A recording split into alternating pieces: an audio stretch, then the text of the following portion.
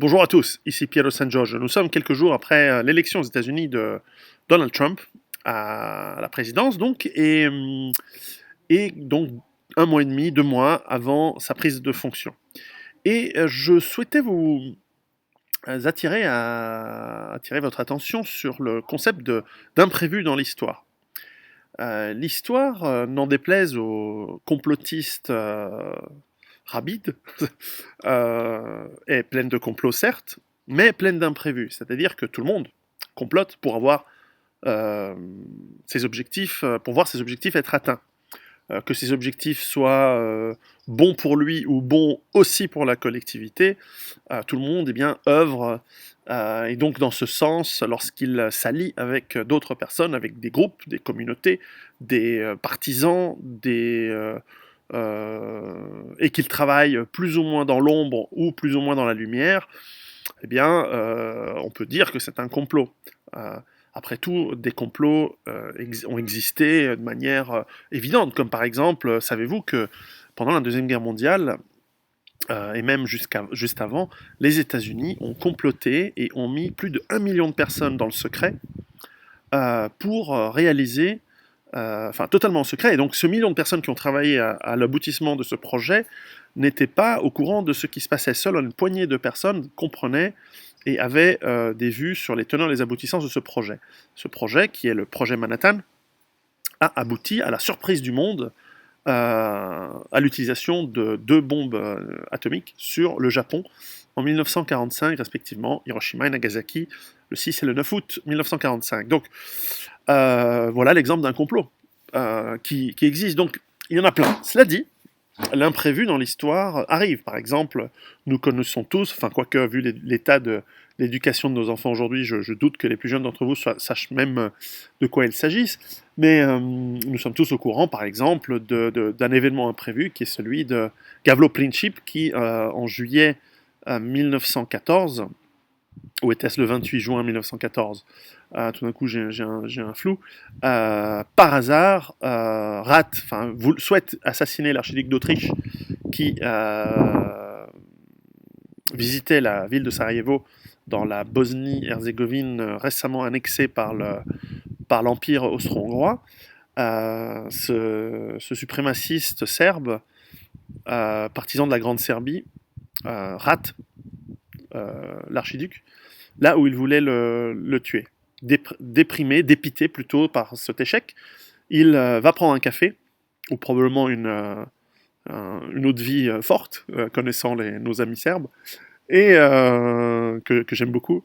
Bref, et soudain, le cortège de l'archiduc, en voiture, donc en voiture à moteur, hein, euh, vu la foule, a décidé de changer de direction à l'improviste, et cette nouvelle direction, ce nouveau parcours, le fait passer devant le petit troquet, le petit bar où Gavro Princip boit son eau de vie. Celui-ci voit arriver la voiture, n'en croit pas à son aubaine, sort son pistolet, se lève, approche la voiture, tire, je crois, 2 ou 3 coups sur l'archiduc, et également tire plusieurs coups de revolver sur son épouse, et qui meurt. Ce faisant, l'Autriche-Hongrie a un casus belli pour déclarer la guerre à la Serbie, et de fil en aiguille, qui refuse l'ultimatum, qui refuse un point de l'ultimatum, et qui plonge l'Europe par le jeu des alliances dans la guerre, et qui cause la mort de plusieurs millions de personnes, plus d'une dizaine de millions de personnes, et si on ajoute la grippe espagnole qui suit la Première Guerre mondiale, pas loin de 50 millions de morts, pour un simple verre d'eau de vie et un simple cortège qui change de foule.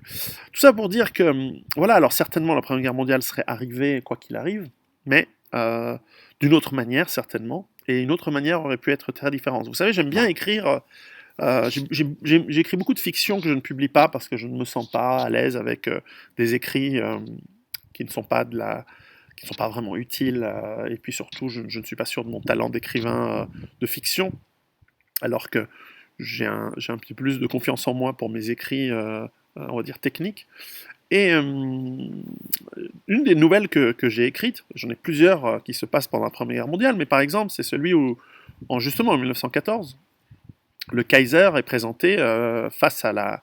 C'est l'Autriche-Hongrie déclare la guerre à la Serbie appelle l'alliance qu'elle a avec la Russie, l'Empire russe déclare la guerre à l'Autriche, et l'Allemagne se voit obligée de déclarer la guerre à la Russie, et c'est à ce moment-là que la France doit déclarer la guerre à l'Allemagne. N'oublions pas que c'est la France qui a déclaré la guerre à l'Allemagne.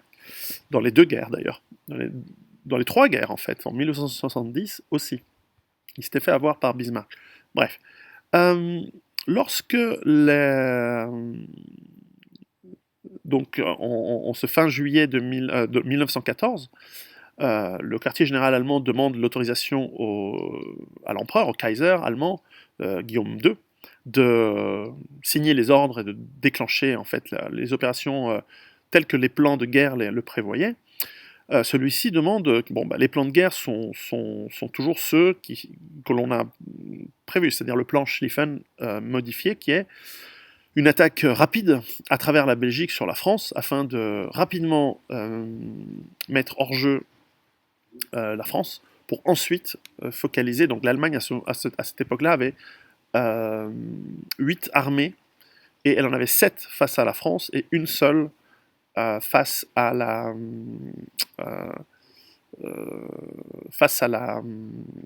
Russie. Et il y avait des armées de réserve qui pouvaient être mobilisées, mais les armées d'actives, qui étaient celles qui avaient une priorité pour les hommes en cas de mobilisation générale, elles pouvaient agir en quelques jours, elles étaient actives.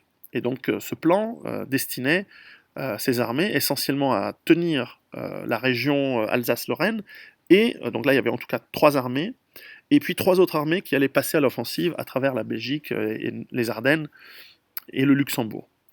Et le quartier général et le Kaiser a effectivement dit, mais est-ce que nous ne vous préférions pas plutôt attaquer la Russie, puisqu'après tout, une offensive en France risque d'être coûteuse, puisque ces gens comprenaient, ils savaient très bien la mortalité des armes modernes qu'étaient les mitrailleuses normalement, et surtout l'artillerie. Ils comprenaient très très bien que l'artillerie, ils avaient des canons à tir rapide, les Allemands avaient des 77 mm, les Français des 75 mm. Je suis en train de faire un dîner de con tout seul là, mais c'est pas grave, qui tiraient du shrapnel, donc des obus à fragmentation, qui étaient extrêmement meurtriers sur l'infanterie, qui à cette époque se bougeait encore en formation relativement serrée. C'était encore les mêmes techniques de guerre que celles de la guerre de 70 ou de la guerre de sécession. Donc il y avait encore des régiments qui attaquaient en colonne ou en ligne, malgré ces armes extrêmement destructives. Donc ces gens s'en rendaient compte, et savaient très bien, beaucoup d'entre eux étaient des cavaliers, que même la cavalerie, face à ces armes modernes, allait être taillée en pièces. Et finalement, ils se disaient, finalement, si on restait sur la défensive contre la France, nous pourrions ne pas trop subir de pertes, préserver nos hommes, et puis éviter d'attaquer et de violer la neutralité de la Belgique, et ainsi ne pas donner de prétexte à l'Angleterre, au Royaume-Uni, qui était quand même c'était quand même ses cousins qui étaient rois d'Angleterre, c'est le cousin germain de Guillaume II qui était le roi George V, et donc d'éviter de se retrouver en guerre avec ses cousins, notamment Royaume-Uni, qui a une supériorité navale immense, et Guillaume II, aimant vraiment comme un enfant aime ses jouets, sa flotte, la Kriegsmarine allemande, eh bien, il savait très bien qu'il allait se frotter à une puissance, en tout cas maritime, très forte. Et le quartier général lui dit, non, non, non, ah mais non, mais une fois qu'on signe les plans, tous les ordres sont pour aller vers l'ouest, et ça va être trop compliqué de changer les trains et de les faire aller à l'ouest, à l'est, en direction de la Russie, c'est-à-dire la Pologne qui était russe, ou la Prusse orientale, qui était donc bien sûr prussienne, donc allemande, partie de l'Empire allemand. Donc Königsberg, Stettin et ces pays-là, Torun, donc voilà. Et le Kaiser dit, bon d'accord. Et donc l'histoire reste comme elle est. Mais on peut très bien imaginer, parce que j'ai étudié la chose, c'est qu'en fait, des responsables du ministère des Transports, qui étaient responsables notamment des chemins de fer en Allemagne, puissent dire, ah non, non, mais vous vous trompez, nous savons, nous avons une efficience allemande particulièrement à la fois efficiente et flexible. Si vous nous donnez l'ordre de tourner les trains et de remobiliser en tout cas 2 des 3 armées qui étaient supposées attaquer la Belgique pour l'Est, nous pourrions les mobiliser et pouvoir arriver bien à temps pour faire une attaque contre la Russie. Et si à ce moment-là, finalement, le Kaiser disait ah ouais non, je tiens vraiment pas à faire une guerre offensive contre la France et faire entrer le Royaume-Uni en guerre, attaquons plutôt la Russie. Eh bien, on se retrouve dans une situation où, au lieu d'une armée qui fait face à 2 armées russes, et qui les détruit d'ailleurs, en réalité, là nous nous retrouvons avec 3 armées allemandes qui vont évidemment pulvériser les 2 armées russes mal équipées, avec un très mauvais commandement, et on se retrouve avec 3 plus 2 armées de réserve qui débarquent en fin août et début septembre 1914, pardon, qui se lancent en plein été à l'attaque de la Russie, et on peut imaginer qu'en quelques semaines, ces armées qui rentrent dans du vide, puisque la Russie a une mobilisation extrêmement lente, et ces 3 armées en Pologne, 2 sont pulvérisées en Prusse orientale, puisqu'elle attaque la Prusse orientale, et une qui est dans le sud de la Pologne, eh bien, devrait faire face aux armées autrichiennes, plus une armée de réserve allemande qui se mobilise. Eh bien, on se retrouve avec 3 armées allemandes qui commencent à foncer sur la Baltique en direction de Saint-Pétersbourg. Et même à pied, parce qu'à l'époque les troupes se bougeaient à pied, on se retrouve avec l'armée allemande qui, en fin septembre, début octobre, se retrouve aux portes de Saint-Pétersbourg, qui à cette époque n'est pas aussi bien défendue qu'elle ne le sera en 1941, et qui a priori tombe. Et donc la Russie se retrouve finalement dans une guerre qu'elle ne souhaitait pas, avec sa capitale qui tombe et qui probablement va probablement signer un armistice, d'autant que mourir et continuer à se battre pour rien, d'autant qu'en face, la France passe à l'offensive et se fait massacrer contre les fortifications de Metz et de Lorraine en général, comme ce fut le cas d'ailleurs. Et puis l'Angleterre n'a pas de prétexte pour entrer en guerre contre l'Allemagne, puisque la Belgique reste neutre, et on peut même imaginer une France qui peste et qui souhaiterait attaquer l'Allemagne à travers la Belgique, et on peut se retrouver même dans une situation assez cocasse où l'Angleterre, bien évidemment ne le ferait pas, mais se trouverait presque obligée de déclarer la guerre à la France si la France envahissait la Belgique. L'Angleterre ne rentrerait jamais en guerre contre la France à ce moment-là, bien sûr, mais enfin, on se retrouve avec une histoire complètement différente. L'Allemagne ayant gagné la Première Guerre mondiale, le monde serait incroyablement meilleur aujourd'hui. On aurait une vraie Europe puissance, on n'aurait pas eu la Deuxième Guerre mondiale, bien sûr, on aurait eu une Europe extraordinaire, de culture, de puissance. Même le tiers-monde s'en porterait mieux, les colonies, le projet colonial serait amené à bout, c'est-à-dire que l'indépendance des colonies se ferait, notamment des colonies allemandes, qui montreraient l'exemple d'un vrai développement et d'une vraie modernisation et un vrai apport de civilisation, par exemple à l'Afrique, mais aussi le reste du monde. Donc la civilisation allemande aurait régné et nous aurions tous été parfaitement plus heureux et mieux dans ce monde-là. Mais ce n'arrive pas. 13 minutes pour vous dire que l'imprévu dans l'histoire arrive et que tout n'est pas prévu. En revanche, les personnes puissantes, elles ont plusieurs options. Et donc clairement, là, la surprise a été totale. Pratiquement personne, à part des gens très intelligents comme moi ou comme d'autres, enfin pas intelligents mais qui ont lucide, qui comprennent comment fonctionne le monde, eh bien, on avait prévu l'élection de Trump. Moi, je vous l'avais dit il y a longtemps, et j'avais largement prévu qu'il allait être élu.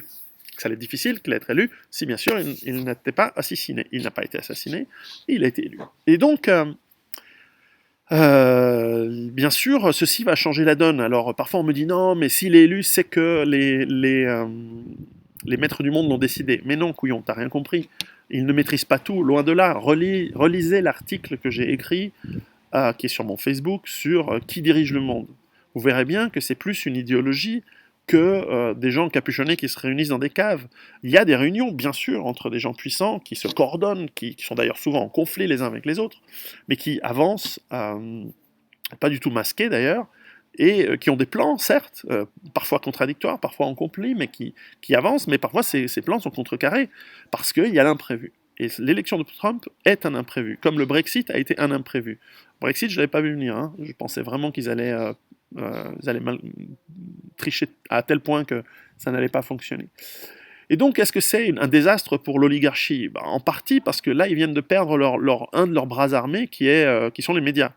Plus personne ne fait confiance dans les médias. Enfin, vraiment, même des gens, même des chauffeurs de taxi, n'importe qui, plus personne ne croit euh, aux médias, plus personne ne croit que ce qu'ils entendent à la télévision ou dans les journaux est vrai.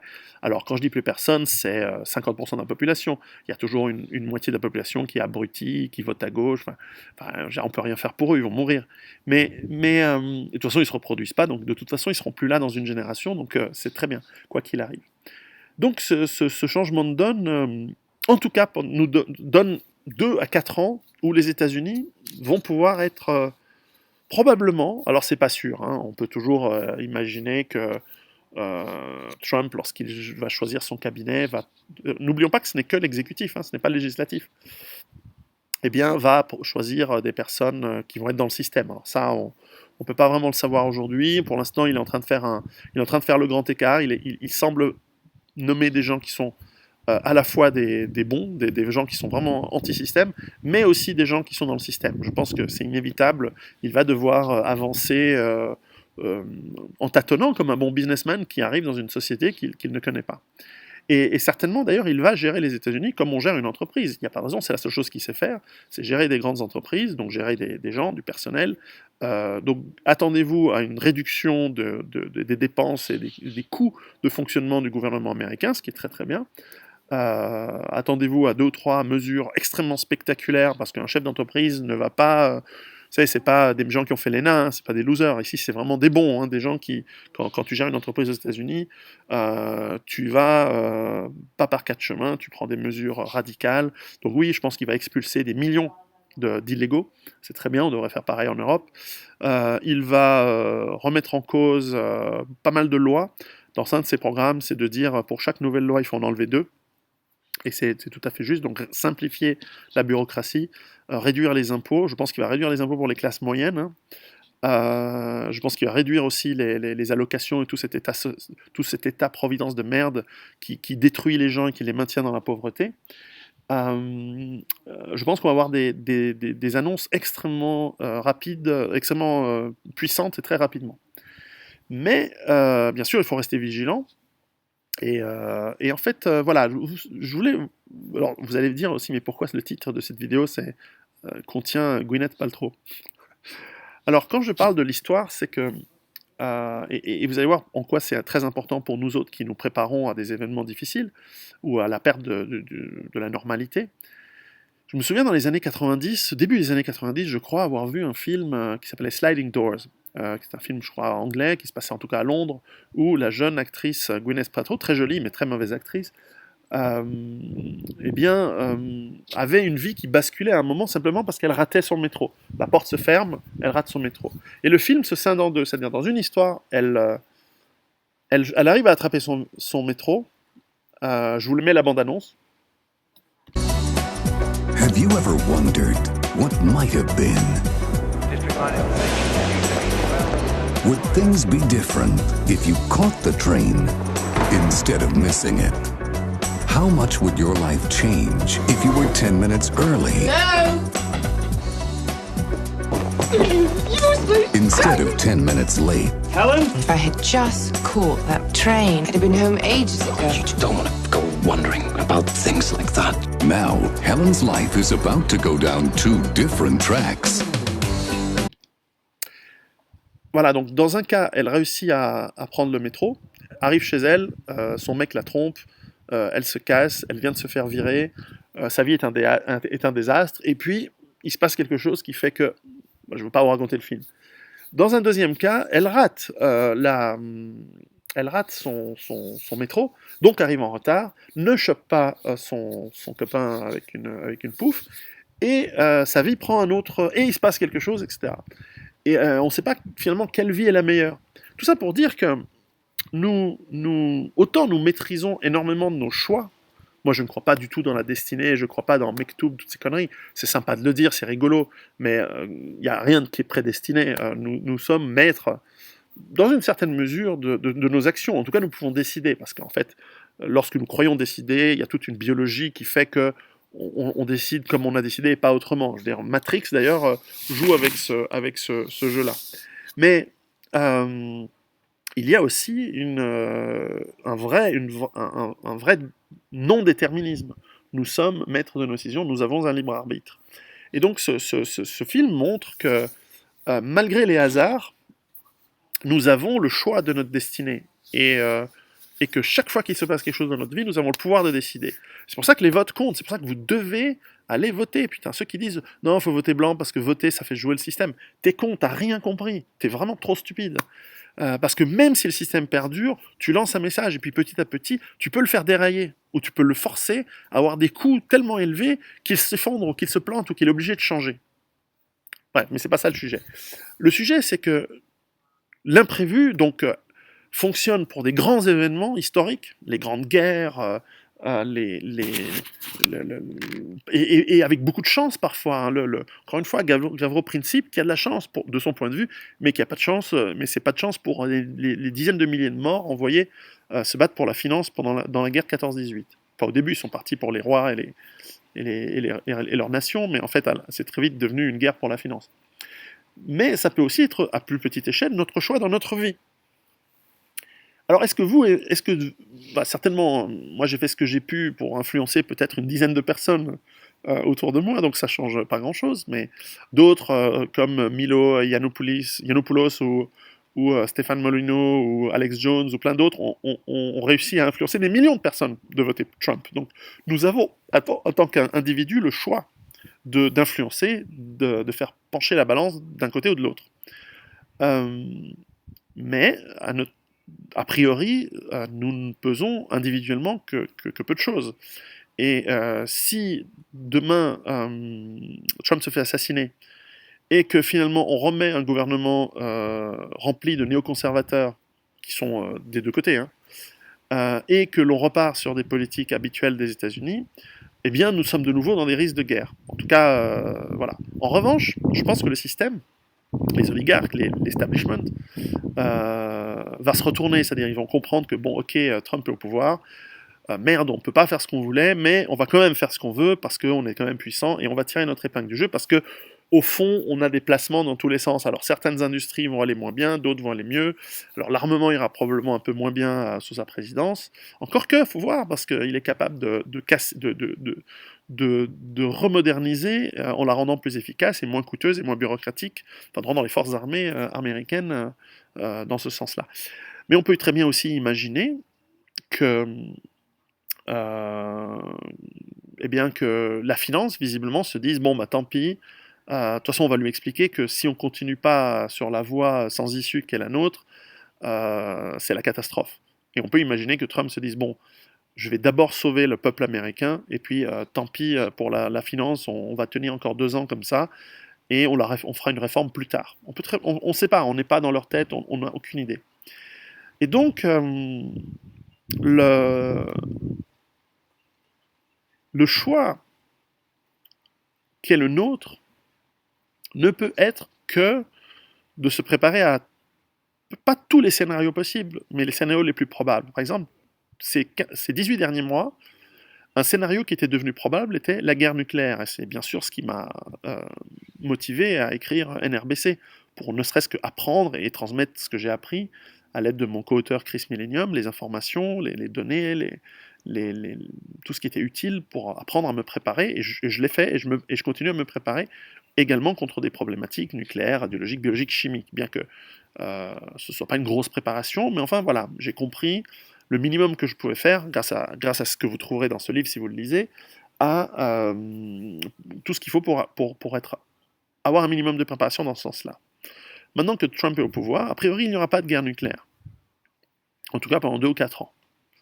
Tant mieux, tant mieux. Ça ne veut pas dire que vous n'avez pas à lire NRBC. Si, lisez-le, au contraire, ça vous donne 2 à 4 ans de plus pour vous préparer éventuellement à cette éventualité. Est-ce que ça veut dire qu'il n'y aura pas d'effondrement économique ? Ben, l'effondrement économique, il est là, il a déjà commencé Alors parfois les gens me disent il est toujours pas là, mais attends, tu te rends pas compte, tu vas mourir quand il va arriver. Donc attends avant de le. Quand il arrive dans sa phase d'explosion sociale dans les grandes villes, t'es mort. A priori, tu vas découvrir la diversité avec toutes ces gammes de machettes et de sodomie et d'égorgement. Donc, et ça, c'est dans les premières phases. Parce qu'après, c'est les gens ont faim. Et les gens ont faim, ils vont te bouffer pour pas mourir. Mais bon, en général, les gens sont tout maigrichons, donc ils vont pas, ils vont pas se faire trop manger, ça va. Et j'ai perdu 8 kilos depuis le 30 septembre, je suis content. Bref, en parlant de maigrichon, je suis pas encore maigrichon, mais on commence à redevenir un peu normal. Bon, bref, c'est encore une fois, je m'éloigne du sujet. Non, le truc intéressant par rapport au choix que l'on a tous, c'est qu'on doit se préparer à cet effondrement, qu'il arrive ou non. C'est comme les assurances incendie. Est-ce que les gens qui souscrivent une assurance incendie, finalement ils se disent ah mais la maison elle n'a toujours pas brûlé, hein. Putain, sois content qu'elle n'ait pas brûlé, parce que tu vas te faire niquer hein, dans l'assurance incendie. Elle va te niquer, de toute façon, elle va jamais rembourser tout ce que tu avais dans ta maison. Tu vas être remboursé de ce qu'il y a sur le contrat, mais en réalité, tu sous-estimes toujours la valeur de ce que tu as chez toi, parce que tu as des bouquins, tu as des choses qui ont une valeur sentimentale, que tu peux pas remplacer. Enfin, tu es de toute façon niqué quand ta maison crame.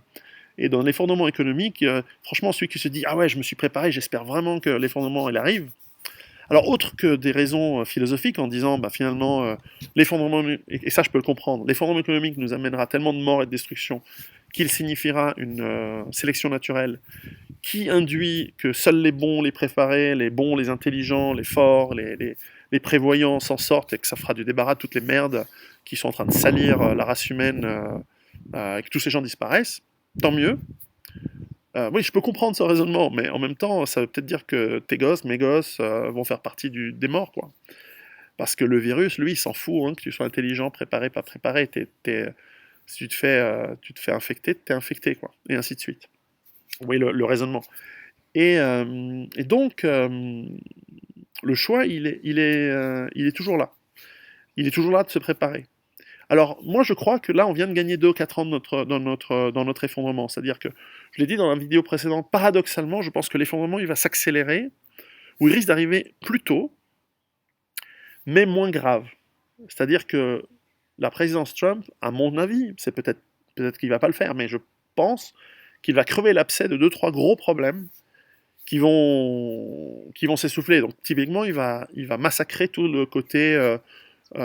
justice sociale, toutes ces merdes, politiquement correct, antiracisme, toutes ces conneries et la culpabilisation victimaire, tout ce truc qui nous maintient, en tout cas pas moi, mais qui maintient, vous savez, il y a des gens qui ont le courage depuis de nombreuses années, bien avant moi, de dire les choses. Moi j'en découvre tous les jours, là par exemple je suis en train de lire un livre, monsieur Georges Feltin-Tracol, je vous en ferai la revue en décembre. Excellent livre, excellent auteur. En plus d'écrire bien, il est parfaitement intelligent dans ce qu'il dit. Génial ce mec. Enfin, voilà, donc je découvre des gens qui ont compris les choses depuis bien avant moi. Moi, je suis un tout petit hein, dans cette approche. J'ai un peu de testostérone, mais on salue aldostérone aussi, qui fait un travail extraordinaire. On salue plein de gens, Soral, Rissen, il y en a plein qui ont fait un truc depuis de nombreuses années, bien plus courageux que moi. Moi, je suis rien du tout. Moi, d'ailleurs, c'est que récemment que j'essaie de l'ouvrir, parce que je pense qu'on doit dire ce qu'on pense.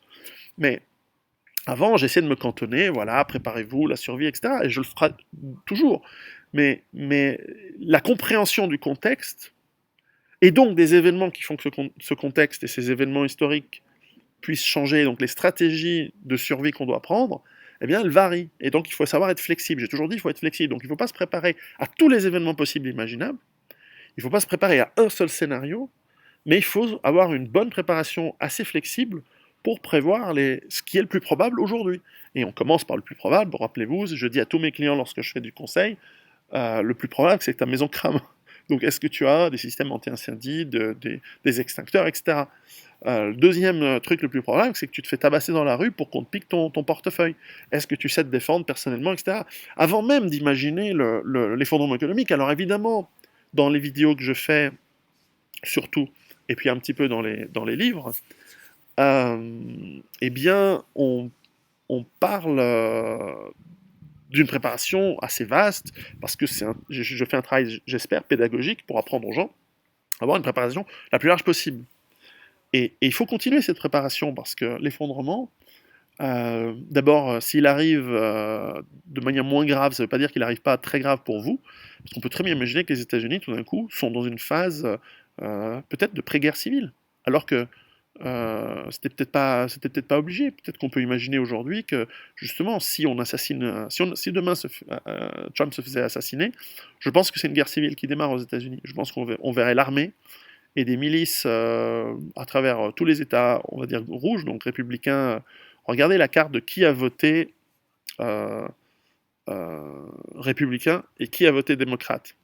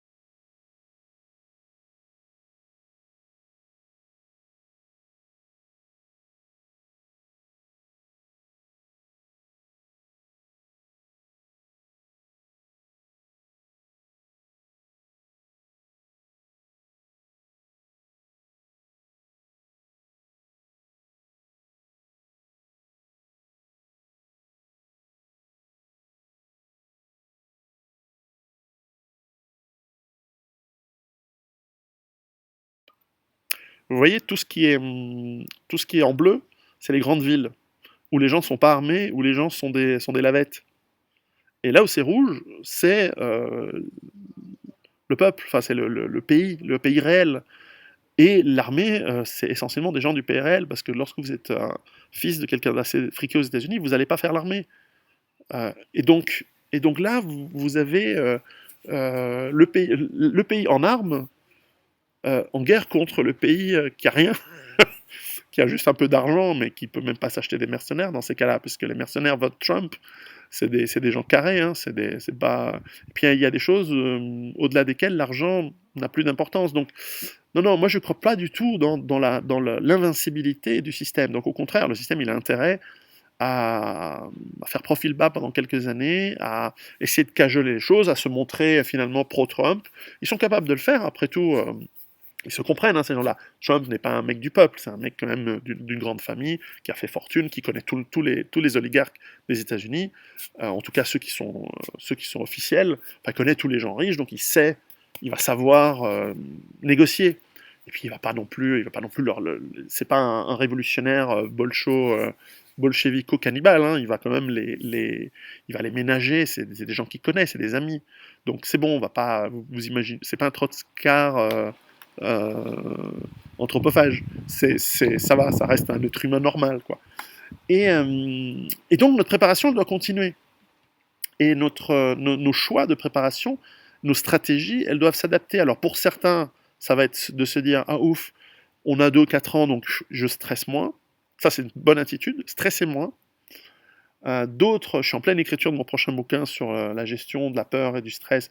On va voir ce que ça va donner, mais j'aimerais vraiment vous encourager à stresser moins et avoir une bonne respiration, une bonne préparation saine pour vous, enfin pas que pour vous dire je vais calmer une angoisse ou une paranoïa. C'est pas du tout ça. L'idée c'est justement d'apprendre à vivre mieux. Et vivre mieux, c'est aussi d'avoir un bien-être intérieur euh, apaisé dans la préparation. Donc la préparation apaisée, si on veut, tout en sachant que nous avons des risques de guerre civile. Voilà, il se peut très bien que les États-Unis n'aillent pas dans un gros bordel. C'est pour ça que je parlais de guerre civile.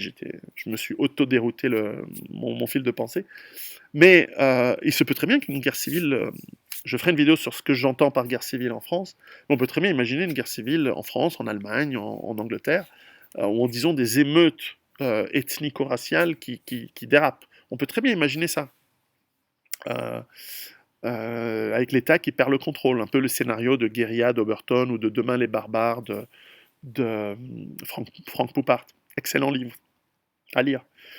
Et donc, les choix auxquels vous faites face sont toujours les vôtres. C'est à vous de choisir. Les gens qui me disent ah ben alors t'as vu, ça fait 5 ans que t'as écrit un bouquin dans lequel je dis bon bah l'effondrement à mon avis il sera consommé d'ici 2020-2022. Et les gens disent ah il n'y a toujours pas eu. Ouais alors peut-être pour toi, mais pour beaucoup de gens, des gens qui vivent dans le précaire ou en Syrie, ils y sont dedans, hein. Euh, je m'en fous de ce que tu crois ou ce que tu penses. Je veux dire, le mec il me dit ah, il n'y a encore rien eu. Mais fais ce que tu veux, prépare, ne fais rien. Après, te plains pas si quand tu t'approches de gens, ils vont t'abattre. Oui, alors j'étais journaliste chez Libération. Pam plus rien. Bah ouais, non, mais le journaliste de Libération, personne va l'accueillir, hein. Et oui, mais j'étais patron d'une boîte de 440, du CAC 40. Euh, creuse. Bref, non, mais enfin, soyons raisonnables. Je veux dire, vous croyez que pendant la guerre de 30 ans en Allemagne, les gens avaient pitié pour les types qui arrivaient en disant eh, j'ai faim, toi donner argent. Et encore, je trouve que c'est très cher payé une balle pour ce genre de personnes qui ont été des traîtres. Je ferai aussi une vidéo sur ce que veut dire être un traître, être un ennemi ou être un adversaire aujourd'hui. Donc je vous ai promis encore, il y a 2 vidéos que je dois faire. Bref, les choix de votre préparation sont les vôtres. Et aujourd'hui, nous sommes encore dans un monde qui fait que d'une part, nous devons nous préparer tout d'abord dans la légalité. Je le dis souvent, même si ce que je pense est ce que je pense. Mais enfin, dans les faits, moi certainement, je suis le principe qu'il faut être parfaitement dans la légalité. Ensuite, nos préparatifs, eh bien, c'est aussi l'occasion comme je viens de le dire, de les faire de manière plus apaisée, mais aussi, pourquoi pas, de les faire d'une manière plus... euh, voilà, d'apprendre de nos erreurs, parce que ce que vous ne voyez pas, c'est que quand on me dit, on s'approche de l'élection et que j'ai une intuition qui me dit, putain, ils sont capables de faire tout pour faire en sorte que cette élection plante, parce que j'étais tellement persuadé que Trump allait gagner, mais finalement, je pense que eux étaient persuadés de l'inverse. Donc finalement, ils se sont dit, bon, bah, c'est bon, on va laisser pisser, on va laisser faire cette élection. De toute façon, Clinton gagne, et donc, on va s'en mettre plein les fouilles, on va faire des guerres par-ci par-là, on va encore plus exploiter les populations, et notre dominance va se renforcer encore plus. Et ils se sont fait avoir. Mais moi, j'étais sûr que eux aussi se rendaient compte que Trump allait gagner, et que donc ils allaient faire quelque chose de spectaculaire pour changer la donne. Et donc, je me mets en alerte. Donc, mon niveau d'alerte, il augmente, je me prépare, je fais un check. Et c'est là où je remarque toutes les erreurs, toutes les carences, tout le delta entre ce qu'il faudrait faire et ce que je fais. Et donc, pour moi, même si à la fin, et heureusement, il ne se passe rien, nous n'avons pas eu un échange de missiles balistiques intercontinentaux entre les États-Unis et la Russie, tant mieux, bien sûr. Mais ça m'a donné l'occasion de revoir, ah ouais, finalement, est-ce que dans ma bagnole, j'ai bien de quoi, par exemple, réparer une roue qui plante, parce que j'ai une bagnole qui n'a pas de roue de secours. Alors j'ai une roue de secours supplémentaire dans ma cave, mais est-ce que, voilà, j'ai fait surtout, et là où j'ai surtout regardé les carences, c'est de me dire, bon, si j'étais en voyage, là je suis de nouveau en voyage, il faut absolument que que ma famille suive certaines procédures, donc on fait un test. Est-ce que les procédures sont bonnes? Qu'est-ce qu'on fait lorsque les gosses sont à l'école? Qu'est-ce qu'on fait lorsque madame est au travail? Qu'est-ce qu'on fait lorsque moi je suis en voyage? Est-ce que depuis là où je suis, est-ce que je peux rentrer en cas de guerre? Est-ce qu'il faut que j'annule mes voyages ou pas? Donc j'ai pris le risque de malgré tout pas les annuler, parce que voilà, je devais avoir des gens qui sont quand même difficiles à attraper. Et bref, tout ça m'a montré, voilà, bah, là j'ai un problème, là il y a une carence, là on a un problème de communication qui ne marche pas, là il y a des outils qui ne tiennent pas la route, qui ne fonctionneraient pas. Et donc ça c'est des opportunités. Donc avoir un peu plus de temps, ça nous permet de tester nos préparatifs, de tester voilà, nos procédures. Dans Rue Barbare, avec Vol Ouest, on parle beaucoup de procédures opérationnelles, c'est-à-dire comment est-ce que l'on prévoit une évacuation, comment on réagit à des scénarios. Voilà, si un inconnu arrive chez vous, comment vous réagissez? Que dit la loi? Comment on se prépare? Quels sont les outils nécessaires? Quelles sont les attitudes nécessaires? Dans NRBC, on parle essentiellement de ça, on parle essentiellement d'attitudes, de choses comme ça. Bref, tout ça pour vous dire que on a peut-être gagné un petit peu de temps, bien que je pense que l'accélération du processus d'effondrement augmente, mais pour arriver à un effondrement peut-être moins grave. Encore une fois, il y a un arbre de possibilités, un arbre de probabilités qui s'ouvre à nous. À vous, en votre âme des consciences, en écoutant des gens qui ont des bonnes analyses sur les médias, évidemment, pas sur TF1. Je crois que TF1, l'autre jour, j'ai entendu qu'ils essaient de me joindre pour dire on aimerait bien faire un reportage sur le survivalisme. Je leur ai dit, déjà, à France 2, j'ai été cool d'aller sur France 2. Mais le type était vraiment sympa. Mais TF1... no fucking way, quoi, les mecs. Enfin, je veux dire, vous avez détruit votre pays. Enfin, vous avez contribué de manière énorme à détruire votre pays. Ils sont pas les seuls. Hein. Mais j'ai pas le temps. Puis quoi, aller sur TF1 puis vendre 4 livres. Je préfère avoir une interview avec. Tiens, je préfère encore être interviewé par Vincent Renoir. Au moins, je vendrais 10 000 livres. Mais on sent. Bon, je prends un exemple de quelqu'un avec qui je suis pas d'accord, mais c'est pas grave. Mais enfin. Je veux dire, c'est sur Internet que ça se passe, c'est les médias. Enfin, est-ce qu'il y a encore quelqu'un qui lit les journaux, à part dans les avions, parce qu'ils sont gratos, parce que c'est l'État qui paye, mais qui lit encore Le Monde, Le Figaro? Je veux dire, il faut être complètement couillon pour lire les grands médias. Bref, tout ça pour dire, préparez-vous. Nous avons gagné un peu en apaisement, peut-être pas en temps, de manière absolue, mais en tout cas le stress a un petit peu baisé, et puis surtout notre camp est en train de gagner. Intellectuellement, c'est un peu les forts qui sont en train de revenir sur le devant de la scène, et surtout Alors ça, je le dis, ça n'a rien à voir avec ce que je viens de vous dire, mais j'ose juste aussi, rappelez-vous, c'est le moment de parler, c'est le moment de sortir la tête haute.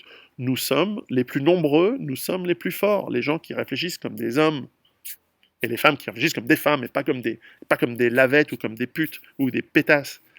C'est ce qu'on voit aujourd'hui. Le monde est rempli de traîtres, de putes, de pétasses et de tarlouses.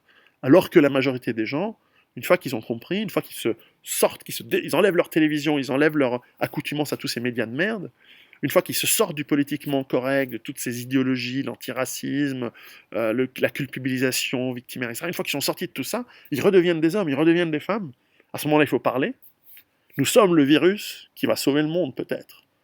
Et nous allons détruire l'idéologie dominante d'aujourd'hui, qui est en réalité tenue par un tout petit nombre de gens parfaitement malfaisants et parfaitement atroces et ignobles.